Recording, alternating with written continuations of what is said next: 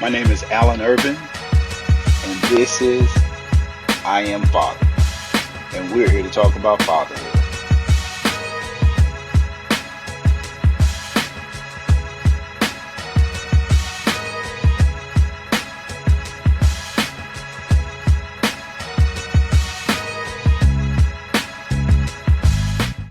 How you doing? This is Alan Irvin with I Am Father. Out here with G Bless. Yes, sir. How y'all feeling, man? G Bless from the EDF, Everyday Friday, because we live like Everyday Friday. Yeah. Yes, sir. Yes, sir. My man RC up in here again. Hey, I'm back again for another episode. Thank you for having me, man. Let's do it. Man, a pleasure, man. Hey, it's wonderful out here, man. The weather is good, beautiful. Atlanta. We got the Mercedes Benz. Get to see that much. Oh yeah. Come on. Oh yeah, man. This is hot. Black excellence. This is hot, man. Feeling good and standing up for what's right. You know what I mean? Which is the path that we was put on to lead the next generation. That's what this is. And yeah, I think we were created to be fathers, man. Amen. Yes, sir. Yeah, I think we were created to be fruitful. Fathers. Absolutely. Not to just multiply, but be fruitful. That's the other part of the Right. Yeah. To be fruitful. Absolutely. How's fatherhood been for you, though? Fatherhood is the best journey that ever happened to me. Starting with my first child, born in January 18th, 1998. It's been the best thing because I was a little wild, so it grounded me. It helped me realize that it was a bigger picture, and now I wasn't just living for myself. It took a while, but when I grasped onto it, I never looked back. Life has just been bigger because of my children. And through the word of God, it really taught me what they were. The word puts it like a lot of children is like a lot of arrows in your quiver, a lot of shots to succeed and hit the target in life. So when God put it like that, it helped me understand another aspect of the value of my children, which makes it more important for me to teach them these principles of survival. But then also sometimes it's the impact that they have on your life as well. Amen. You know what I mean? Because without them, what you working for, what you trying to do, what you trying to accomplish. Well, it's just you. Yeah, it's just you. So you're selfish. Sometimes it's other people's children too. You got nephews, Oh, without a nieces, doubt. and there's But fathers. I think you grasp that after you get your first one, and then you just like, wow, you see someone on your son's football team who's lacking that nurturing, that love, and you may try to step in and help that young man and help him guide him in a certain way. Exactly. You know what I mean? So exactly. I mean, being a barbershop owner, there's a lot of children, kids. They drop their kids off and they trust us with them children. You know, I've been in business for 4 years and they like the atmosphere that we have. It's positivity, it's family, it's history. You see what I mean? So, we can never let them forget that. We can never let them forget it. Yeah, you said something important, man, because once you see that heartbeat in the stomach, once that first different. Oh man, You see life. Fatherhood starts. Life. And that's what it sounds like changed it for you when you got your first My first child. Yeah. When my first child was born, it was the most eye-opening experience, but once again, it still took a while to grasp the fullness of this opportunity to lead. You see? Right. I agree with that. Definitely. You was about to say something? Oh no. I'm good. I mean, really through the ups and downs. Yes, sir. I can't come behind that, bro. Ups and downs. Yeah. Through the ups and downs with children, there's a lot of unpredictables, and you gotta drop your guard. You can't just say you can't limit what you would and wouldn't do.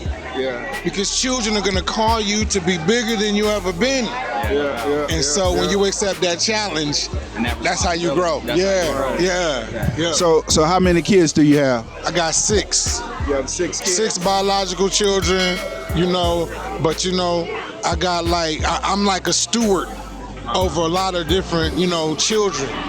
I teach 6th grade Sunday school at First Baptist of Atlanta. Okay. I've been teaching since 2013. Okay. 6th grade boys, what's up, y'all? FBA. Yeah. How old are your kids? My children range from 12 to 23. 23. Okay. Yeah. So you got I got college. I got middle school to college kids right now, and I'm glad to say that all of the fears I had them about succeeding and learning how to read and excelling, God was faithful to get him the same light I got. So yeah.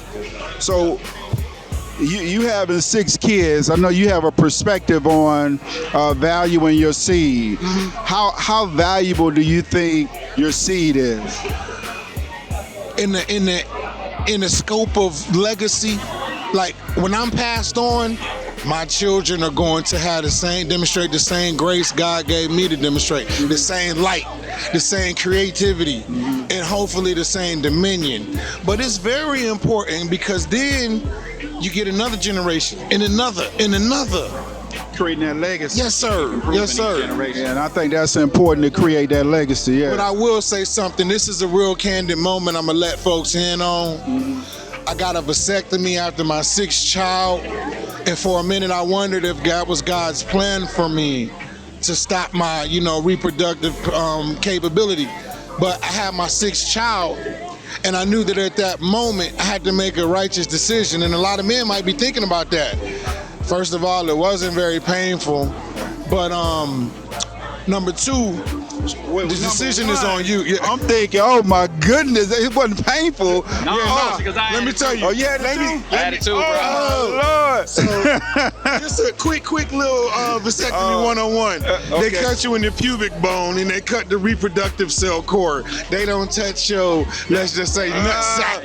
Just a thought, dog. Just a thought.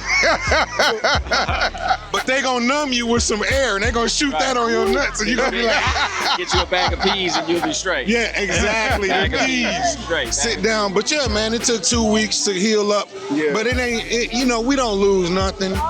We don't lose nothing. But see, that was my choice because I had 6 children and me and my wife were very fertile at the time. So, we made the decision, and it hit my mind. I was like, was this God's plan?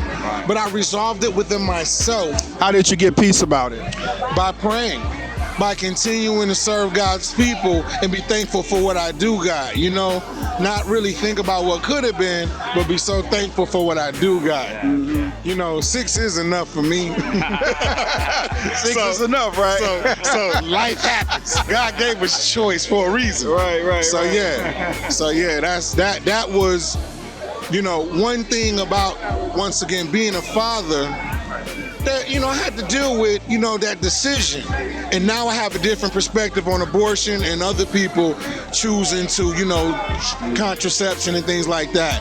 I think, I'm really pro-choice about it. Hey, listen, life is choice driven, man. Where we are today is from the total of choices we done made. Pro-choice is to be pro-life anyway. So how did you get peace about it, Rich? I had peace when I went to the doctor's office. Okay. Yes, I didn't have qualms about it at all. At all. It's about to get done. I ain't had no qualms about it. Now let me. You know what I mean? I had 3 boys. I had 3. Had the 3. So I, that was it. I had my daughter, but that's through my marriage. But hey, yeah, I had peace with it, dog. Man, I tell you what, I thought about it one time, just once, and I ain't went back to it yet. Now it is reversible. So. Really? Right.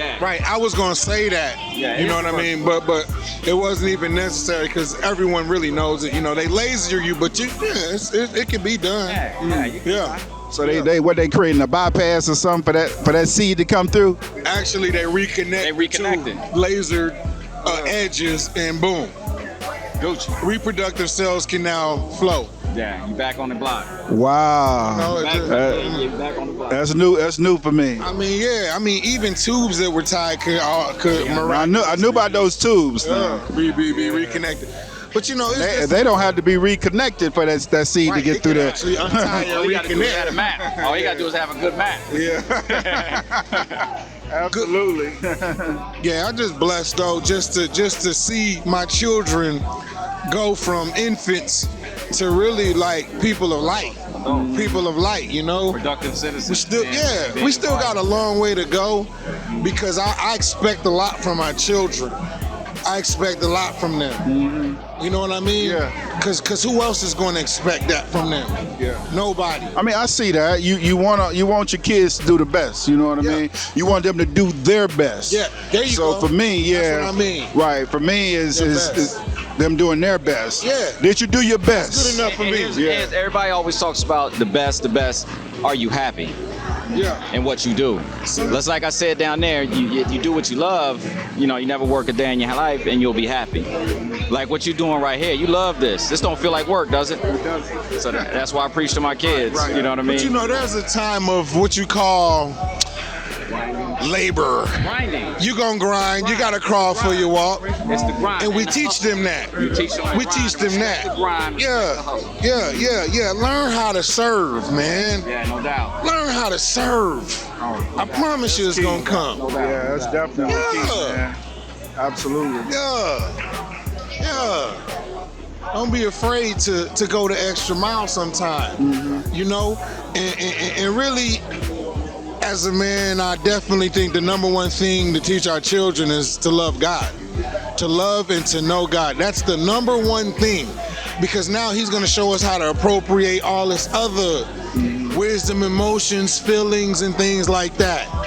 And that's what we was talking about downstairs. Mm-hmm. And the first one is putting God first. Yeah, man. Yeah, definitely put God first because it's not going to leave them. As they go up, you got to trust the training you put in them. Going to have that. It's not going to leave them. Yeah. The right way to go. Yeah. See, putting God first even gives us a direction. That's above us. So now we're in line, and they see that. Absolutely. Yeah, they see us waver, but they see what we want, how we live. Right. They know exactly what we believe. Absolutely. And that's gonna be number one, for me and my children. Really, after that, I really like to let them express themselves creatively, socially, and all of that. But combat the messages of this world with the messages of God. We gotta combat that stuff, man, because honestly, social media and the media, they're starting to have a lot more influence on the children because they have these phones. The world is at their fingertips. We was talking about that earlier as well. So would you say all of your kids are the same, or are they different personality-wise? They got similarities, all of them, a certain light they all have. But they're very, very, very different. Ooh, I got 2 boys and 4 girls. And yes, they're very different. So that kind of stretched me. It gave me a little more dynamics to be able to, water and guide each one of them in a way which best benefits them. Strengths and weaknesses. See, once I let God in my life, God opened me to a more dynamic type of fathering. I got 6 kids. That's a lot of children. A lot of money. That's a lot of hot pockets. That's a lot of. It's a lot of hot pockets. They love hot pockets. You know what I mean? I'm like, look, man, you got to do something more healthy, man. He to love those hot pockets. There's a lot of cereal. Yeah. So God stretched me in that way to do things beyond myself. It was bigger than me. And so now I carry that sensibility with me, and I can, share that and show that in the midst with other folks and their kids. And that's what's key, man. That's how fatherhood gonna build. You talking to me. Yeah. I'm talking to you. You talking to him. Fathers talking together, man, because we're all going through the same thing. Ain't no roadmap to it. Really? Yeah. And you look like you got it together, though. It's just a different perspective. Just look that way from the outside. You look like a pro at this thing. Just look like that from the outside, right? You look good. We talk all the time. Yeah. Well, it's still a blessing, though, because even God said He gonna cause even the mistakes to work for our good. Oh, yes. So you know what I'm saying? Never be afraid to make a mistake with your children and things like that. Because actually, we're serving them. We teaching them how to serve by serving them. Yeah. I feed you, I clothe you, and I make sure you know God. I'm serving you. Absolutely. Don't take my kindness for weakness, but I'm serving you. Absolutely. And that's going to teach them how to serve. Yeah, no doubt. Absolutely. Yes, sir. So that's the journey for me. Right now, I'm content with my children knowing that in any case, they can talk to me and they can depend on me. Right.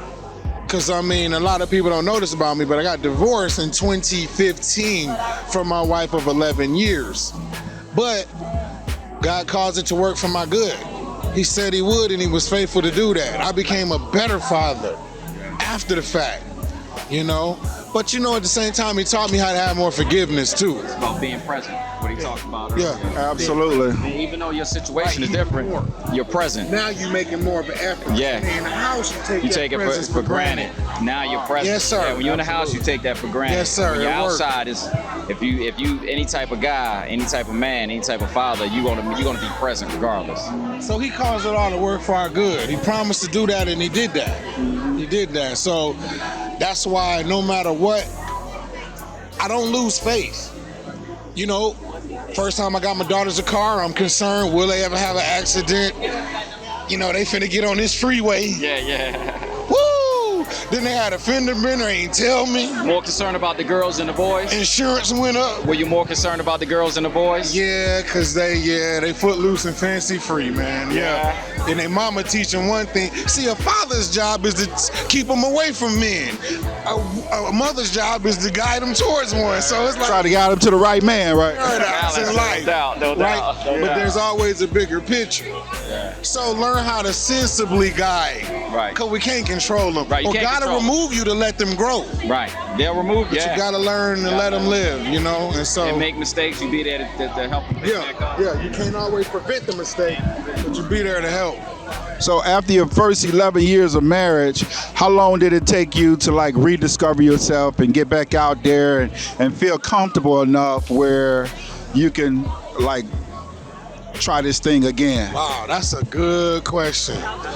You know, it took a good, I would say, 6 months of assuming my independent responsibility, because when you're married and you're interdependent, you depend on each other so much that you start to blame each other. You become one. You know, as it's supposed to be, you become one. But you also kind of like start to use each other as a crutch. You see, and so I had to learn how to accept all of these new challenges that God was giving me. And it took about 6 months. And that's when I opened up my barbershop. About 6 months to a year after the divorce, I got the shop. Then I became a steward over more people, over other people. So, you know, God knows that in my marriage, I was there for the right reason. So he did cause it to work for my good after the fact. You know what I mean? It was never meant to hurt me or defeat me. It was meant to grow me. And I knew that. But if I didn't know that, I'd be hurt. Right. Because I wouldn't know how to take that kind of loss. But I know it was for my good, you know what I mean, now. But in that moment, it hurt. That's another episode. We can talk about that. Absolutely, man. I agree. And a lot of times, 6 months I think is good, because it takes some people a lot longer than 6 months to like rediscover yourself. Because I mean, when you've been for 11 years, it's almost like y'all done meshed together. I mean, some people start to looking alike, you know what I mean? Right. And when you pull away, that's you got to rediscover yourself. Yeah, that's a big split. Yeah. But as far as that, if you're regarding the dating aspect of the whole thing, that right there, I can't even put a time on that. But as far as gathering myself back to know that I can be an even better man than I was then, it took me about 6 months. Because I stayed in church. I was still teaching. I still had light. It was just, how is God using this to work for my good, like He said He would? And the way it is it made me a better father, which is the reason we're here today. I can see that. That's what it did. It made me a better father. Thus a better man. That's a better everything, really. Yeah. So that's, but see, that's an ongoing process. You know, I will say about 2 years after it, I had actually become neutral. I had forgiven her. I was moved on, began dating, making good money, you know, supporting still, you know, actually going above. Right. But you know, I had to really use my mind now, because folks take your kindness for weakness. So I had to put my foot down and draw the line, something that I had never done with this woman. You know, I had to draw the line. Boundaries. Boundary. And We that's talked about that earlier. That's Yeah. why. Gotta have boundaries. You got to set boundaries, man. I mean, there was a time I didn't even know that existed, the word boundaries, because everybody, it was just wild, wild west. I mean, even for the kids. You against me. You see what I mean? Yeah. But that was never the case. You know, I learned even within that, because to be a little candid, you know, she got caught up doing the little things that were inappropriate. It didn't have to go that far, but she treated me with so much apathy afterwards that I had to make a decision to protect my own self, my own heart. And I had to draw the line. You got to set that boundary. Yeah, man. You right. Yeah. So that's another way God calls it to work for my good. Yep. Taught me how to really love me the right way. Yeah, man. And you got to love you. Yeah. And that was it. That was it. It took a while, and I'm still learning really how to do my best. Just like we're trying to teach the children. I'm still learning how to do my best. Be the best version of you. Yeah. Right. I'm still learning. I'm still excited about learning that. And that's I still good. wake up in the morning happy with the challenge of being my best. Yeah. Yeah. Hey, that's everybody's challenge and at times joy. Yeah. You know, you get to a point that it's joy. Yes. No doubt. Oh, no. I'm just co-signing. Hey, this is I'm co-signing. This is real talk. I'm just co-signing. right. Exactly. Everything that you mentioned, Yeah. we touched on it in certain aspects Yeah. of our other conversation earlier. So, Yeah. you know, you're right. You spot on. That's exactly. And this was this was the right thing right here. This atmosphere. So you came at the right time. Yeah. You see, God calls it to work for my good. He keeps Absolutely. doing it. He keeps doing it. He keeps doing This it. worked And for doing our good too. Yeah.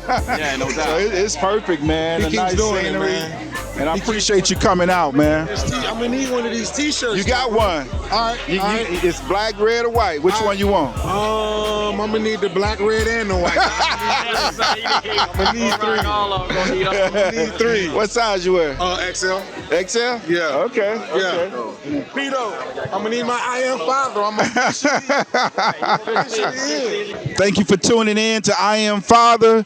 My man G Bless. Look, legendary. Hey, this is just Rich. RC. This is my man RC up in here. Thank you for having me on another show. And Let me give him a little. do it to him. Look, legendary Gary _ on IG. That's all you need to know. Go fellowship with a brother, support, and keep lifting him up. Yes, sir. absolutely, we out.